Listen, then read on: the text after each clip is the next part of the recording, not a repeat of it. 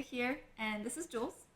And today we are going to be brewing the Ethiopia Wush Wush on a Moka Pot.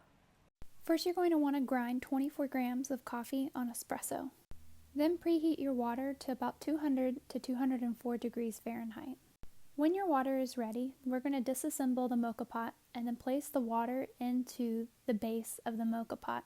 You'll want to add about 340 grams or fill it to where that bolt is on the side. Then you're going to add 24 grams of your ground coffee or just fill the brew basket all the way up to the top. Next, you'll reassemble your Moka Pot and place it on the stove on a medium-high heat.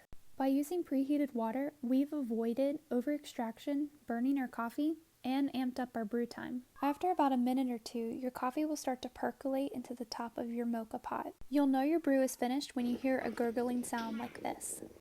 And when it's all said and done, you'll have a really hot and delicious cup of coffee.